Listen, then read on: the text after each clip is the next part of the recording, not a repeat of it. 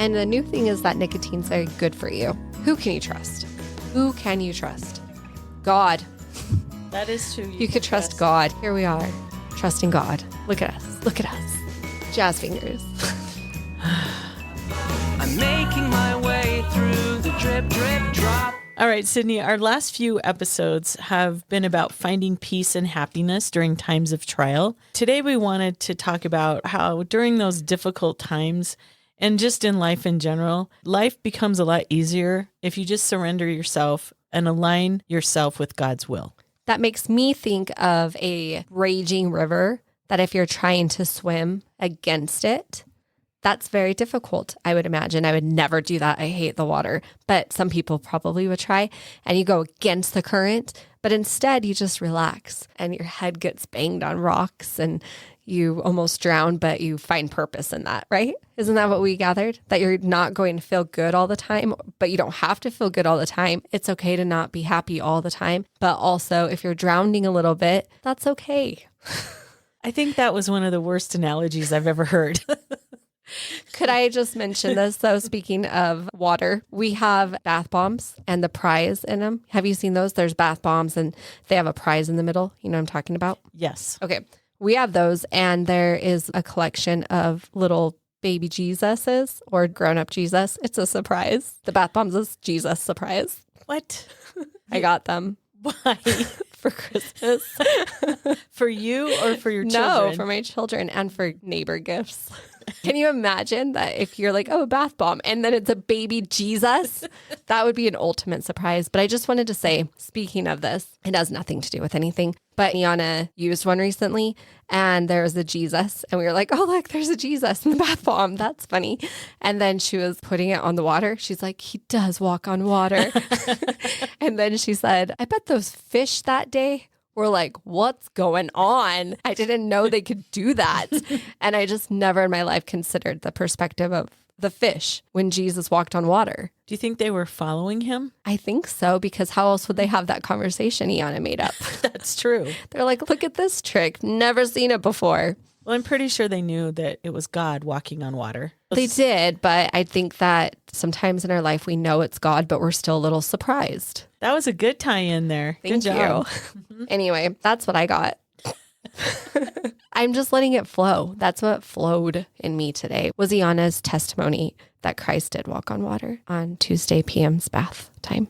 We're going to continue to talk about surrendering and aligning ourselves with God's will. And so the first thing we're going to do is define the word surrender. This means that we're giving control to God. So I guess you're getting rushed down the river actually does work. Someone out there got that. Does. You got it now, but someone else did. probably got it a few steps before you. That's fine. In my defense of your river analogy, my brain stopped working after you said hitting your head on the rock. And then I absolutely quit listening to everything else you said after that. Because of a past trauma? Well, maybe because I thought brain injuries and it just kind of hit a little close to home. And then I have no idea what you said after that. Okay, that's fair. I was just thinking that when you're going against the current, everyone knows that's difficult, but you accept and flow.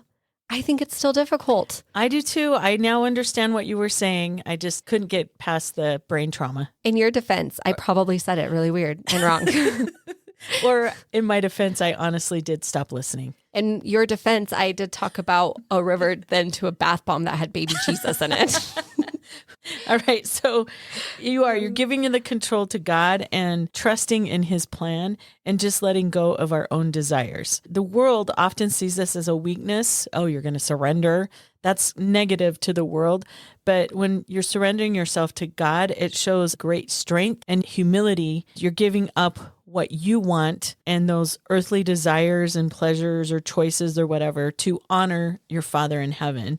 I actually heard someone say it this way. If you're surrendering to a general, then yes, you're losing. You're quitting. You're throwing up the white flag.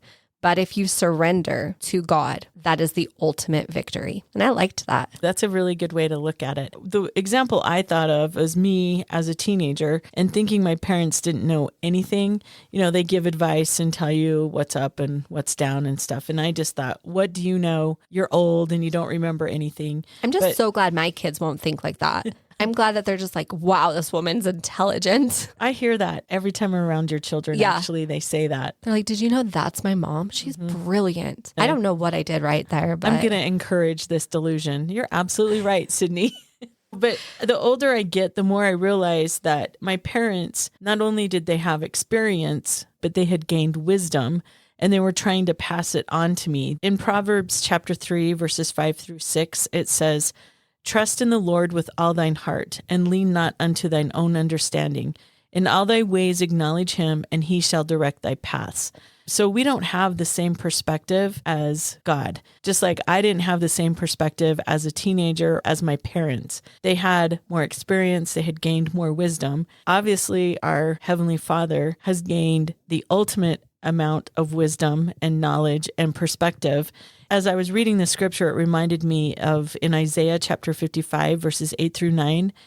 It says, "For my thoughts are not your thoughts, neither are your ways my ways, saith the Lord. For as the heavens are higher than the earth, so are my ways higher than your ways, and my thoughts than your thoughts." Sometimes it's really hard to admit that we don't know everything, but we're children. We are God's children, and we have a very, very, very small sliver of knowledge and wisdom compared to God. If we willingly acknowledge that we don't know everything and we don't have all the wisdom, but we are willing to align ourselves with God's will, then he will direct us and guide us even when we can't see over the hill or when we're being rushed down the river. I like the reminder that we are children because technically we're adults. But according to what we are learning on this podcast this day, we are really just children. So when my kids' teachers call or something along those lines, I could just say, I am a child. I don't know what your expectations are for me, but I'm just a child. Why do you make me edit these things out? I know, but I just feel like you gave me some backing. Okay. And one more thing, speaking of teens, can I just share another thing that has nothing to do with anything, which is the flow I'm going with today? I do remember a time my dad shared wisdom and it worked for me as a teen because he told me, do not drink alcohol. You're my daughter. You will like it way too much. I just know it. And then you will not be able to stop. So don't do it. And I thought that honesty was so helpful. And that is one of the reasons why I never was tempted is that I just thought my dad was right. I probably would like it too much. Not like it's bad for you, but you're going to like it too much. And then you're going to have problems because of that. And I just really appreciated that. That is really good and very honest. Good job, Dad. And way to go you for listening. One of the examples that I thought of is, I'm going to go back to my history vibe, Cydni. Yay. Is history. Your favorite. So in the American Revolution, America should not have won. George Washington wrote a letter to Congress as the war was winding down, and he said, "I have often wondered that we should hear so little of the prayers of the soldiers. Of the men, I believe that the effects of divine providence have been so signally manifested in our behalf that we cannot doubt, but that he has, in this instance, as in many others, overruled the counsels of our enemies and thereby preserved us from the dangers of a ruinous war." So here's George Washington saying that you can't overlook the prayers of the everyday soldiers and the everyday citizens. They were actively aligning their will to the will of God. And all of the wisdom of men that could be found in Great Britain could not defeat God and his power to usher in the agency of men and the freedom from dictators. This only happened and was only possible because many of our leaders, and thankfully even more of people, surrendered themselves to the will of God. And they were willing to lose battles. They were willing to go through harsh winters. They were willing to lose their homes, their land, their farms. And they did all of this because they truly believed in life, liberty, and the pursuit of happiness. They believed in the agency of men and women, and it changed the 13 colonies and the entire world. C.S. Lewis said, "Give up yourself, and you will find your real self." And this is what happened to America. They weren't meant to be British citizens controlled by a king. They were meant to start their own country and usher in freedom. Man, I love George Washington. He was so good in Hamilton. Oh my gosh. Every time you do that, it's just like you stick a knife into my heart and you just twist it a little. So thank you, Cydni. You've seen Hamilton now, so you know. I really liked it. So you know there's truth in that. There is truth in that, yes. And also truth in his actual quotes. Yes, more truth there. It's really tying together because we talked about sacrifice, letting go of what you want now and comforts you want now for something that will be better in the future. It's also not about you, it's about others. And there's such a good example of this right here. Good job, Sher. That went really well with this podcast episode. Thank you. So with all of these great opportunities to have more blessings just come pouring down on your head, why is it so difficult to align your will with God's will? Why do we fear that we're going to miss out on something if we let go of our earthly choices, sins, and pleasures? So the world perspective is that we get afraid of losing our independence or our success or losing control. But the irony is when we surrender to God, it actually brings more peace, more freedom, and more joy. I'm just going all in on history today. This reminded me of the Pilgrims who left everything behind in England, trusting in God. They came to a new land and they started a new life.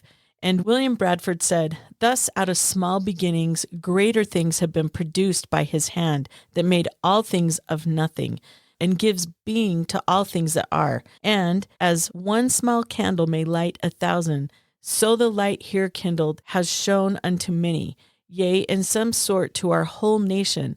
Let the glorious name of Jehovah have all the praise."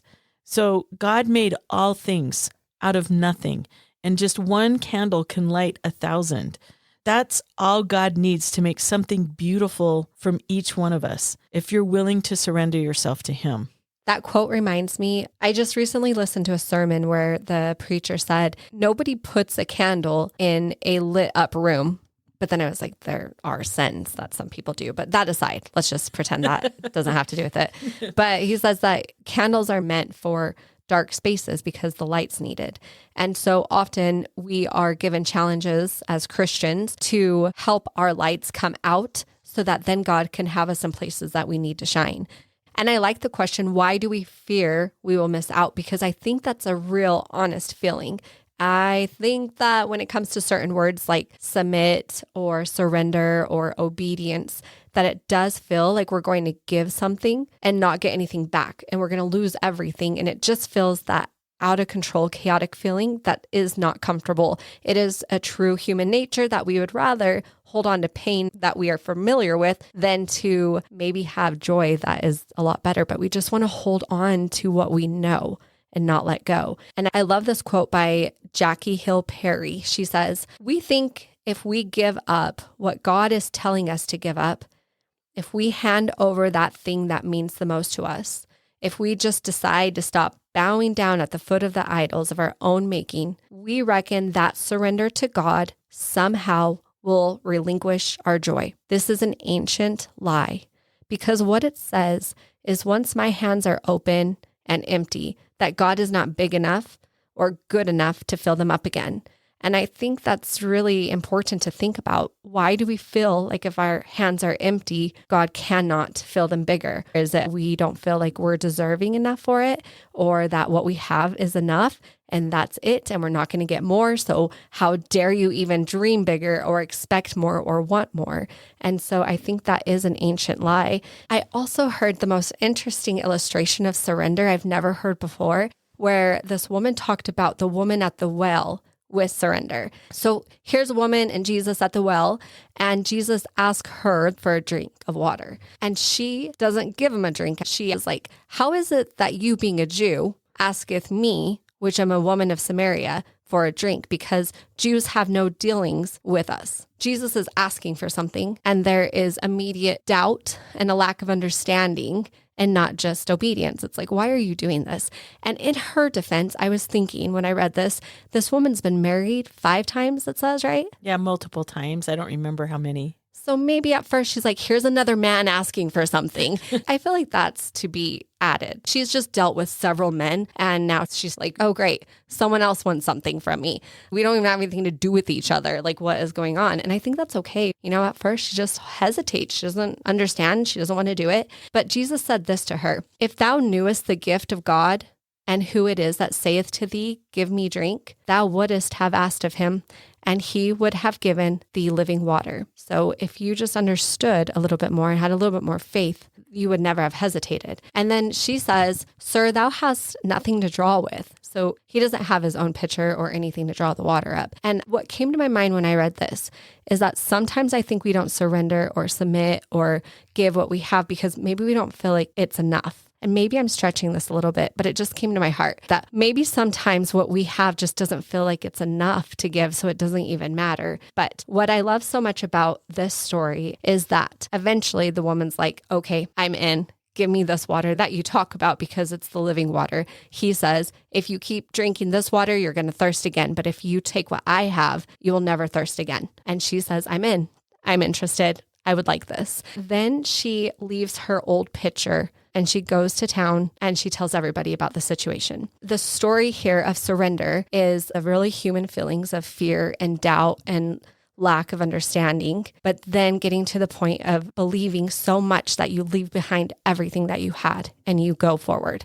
And in doing that, leaving behind her pitcher is her letting go of everything she's ever known and moving forward to a greater knowledge and a greater testimony and something that is eternal. I had never considered this in the story of surrender before, but I feel like I really relate in some of these hesitations and fears that she had.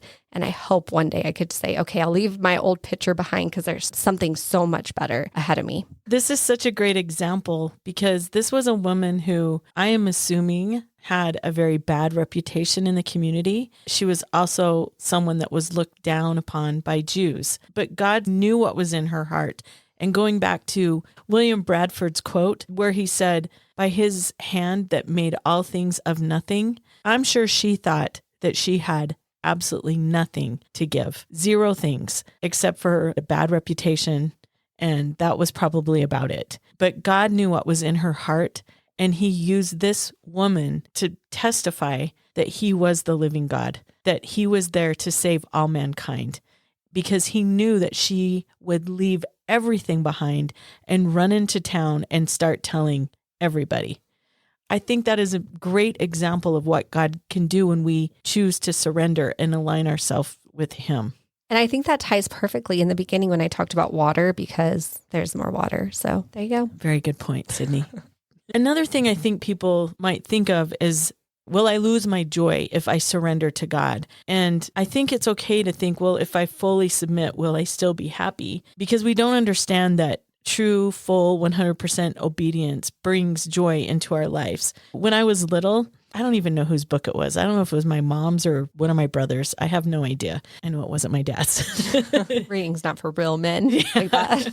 Anyway, there was a book that I would often get out, and I didn't even know how to read the book yet because I was too little. But the reason I liked looking at it is the cartoonist had drawn all these cartoons all over to help illustrate the point.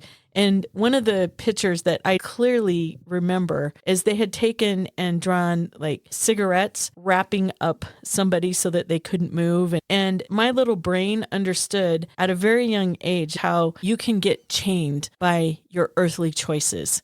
And the artist made it look really funny, but it became so real to me. And I understood that earthly pleasures have the ability to tie you up and to bind you, where you are no longer making your own choices anymore. Those are the things that are now controlling you. And so if we don't surrender to God, we surrender to fear, pride, sin, or to the world's pressures. That's what will happen. And Aristotle has one of my very favorite quotes, which is, nature abhors a vacuum, which means that if we take God out, there will be an empty space, and it's going to be filled up with something, whether it's fear, pride, sin, or the pressures of the world, like we just mentioned. But whatever it is that replaces where God should be, it's usually not good for society, and it's definitely not good for you. So if we're clinging to what we think that we need, our hands aren't open to receive God's blessings, then God can't fill that up. He'll replace those bad things with good things, but we have to be able and willing to trust that God is capable of doing that. And in order to do that, we cannot be passive. We can't just surrender to God and just say, okay, I surrender. My hands are open. I'm waiting for the blessings. That's not how it works. after we surrender, we now have to actively seek God's will. We can do this through prayer, scripture study, service, going to church, doing all of those types of things to actively align our desires with God's. An example I thought of that explains this is President Lincoln in his second inaugural address. He said, both referring to the North and South, both read the same Bible and pray to the same God, and each invokes his aid against the other. It may seem strange that any men should dare to ask a just God's assistance in wringing their bread from the sweat of other men's faces, but let us judge not, that we be not judged. The prayers of both could not be answered. That of neither has been answered fully. The Almighty has his own purposes. We need to actively be seeking God's side, not assuming he is going to agree with us. We need to figure out what his side is and get on his side. And from the Civil War, we should learn that God wants agency for all men and women. We as a country needed to get on his side, and it took a war to do it. But Abraham Lincoln eventually guided us to that point. And so this is an active pursuit of being on God's side is what can bring us peace and happiness in this life and eventually for eternity in the next. I just would much rather just assume that God is going to agree with me, though, is the one thing that stuck out there. That would be nice. That one cut a little bit when you read it because it's a very high dose of truth that I just didn't want to swallow today. I was thinking the same thing. I heard someone say in the studying that I've done that if you're having a hard time swallowing the word surrender or submit or any of those kind of words, that he thinks of it as you are giving Christ access to whatever you're surrendering. So do you believe that Jesus is Lord? And do you mean that you believe that? And if you do you believe that he is Lord over everything? Do you believe that he is Lord over your life? And if you do, then give him access to your life. And that could look different in different ways. It could be giving him access to a relationship in your life, or thoughts or sins and habits that we have, or doubts or fears. But it's a partnership. It's saying, I am letting you take control because look at what I have accomplished without you. Let's just pause and reflect. Okay, that one hit me just a little bit too hard. That was the hard truth right there. I know I pondered on that today to just think for a second, because when we think, have we accepted Christ? A lot of people might think of the day that they were saved or the day they were baptized. But what about our daily lives? Do we in our daily lives give access to Christ and to surrender to him, our wills and our desires daily? Not just when I was 8, I was baptized and it was a really warm and fuzzy feeling, but it's more than that. It's, do you give him everything and allow him to take control of your life? And honestly, Sher, this all could have been summed up with one song that our friend Anna shared with us that was written by someone in her family. I'm not going to read the whole thing, but I just am going to simply illustrate what the song is about. There's a sweet little girl who has a plastic pearl necklace and she loves it. And she wears it all the time and she doesn't want it ever to be off of her. And at night, her father says, can I have that pearl necklace? She just is distraught. Absolutely, you may not have this necklace. This is my necklace and I love it. And so he's like, okay, I understand. I love you. And then the next night, honey, can I have that plastic pearl necklace of yours? And again, just sobbing, you may not have this. I will not give this to you. I love you, but no. And the reply again is just, I love you too. It's okay. And then eventually it gets to the place where one night the girl says with tears streaming down her face that I love you so much. I'm ready to give you my pearl necklace. She gives the plastic pearl necklace to her father. And in return, he gives her a string of real authentic pearls. Our hope is that we can all learn to truly and genuinely surrender to God, to have the faith that no matter what our past looks like, and no matter the choices that we've made, that we rededicate ourselves to a true and authentic surrender to God, knowing and having the faith needed and the hope that we will get something so much greater in return. And then, like the woman at the well, be a light and share it with other people, that they too can have that joy and that peace in their life. This brings us to our final thoughts. True peace and happiness comes when we surrender our will to God, trusting in his wisdom rather than our own. The world may see surrender as weakness, but in reality, It is a sign of strength, humility, and faith, just as a child eventually realizes the wisdom of their parents. History teaches us that great things happen when people align their desires with God's will, whether it was the American Revolution, the Pilgrim's Journey, or Lincoln's plea for America to get on God's side. When we let go of fear, pride, and worldly expectations, we make room for God's blessings, finding true joy and freedom in obedience. Our Heavenly Father is just waiting to hand us that beautiful strand of pearls.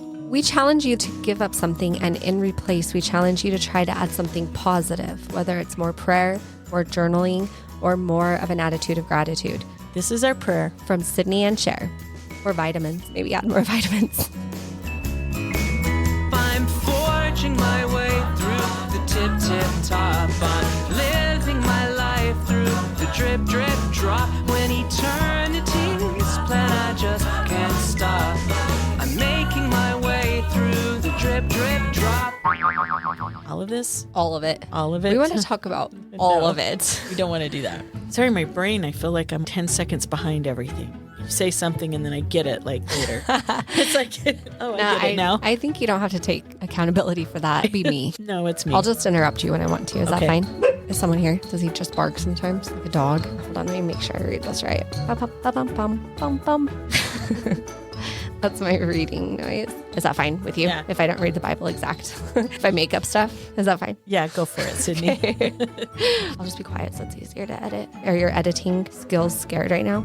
Were you done? Yeah. Okay. Please. This is, Your face right now is like, I don't Give know me- how I'm going to edit this. give me 10 seconds and Okay. I'll figure out what you just said. Nobody's going to figure out what I said in 10 seconds because here you are, 40, jobless, and in someone's basement. How did that one hit? Help was- me, God. Hard truth for Cydni over there. Take my age out. Could be teaching kids that, man, do they have some potty mouse on them? Woo. I know, it's quite impressive, actually. I never was very good at swearing. I tried. I took a stab at it one afternoon, and I knew it wasn't for me. Well, these kids have mastered it. I'm grateful they don't swear at me. They just swear around me. I feel like I'm in a swear That tunnel. is different. That's completely different. Wiggle, wiggle, wiggle. Jumpy jacks. Have a good week. Or don't. Be miserable. Share our podcast with your friends. Why?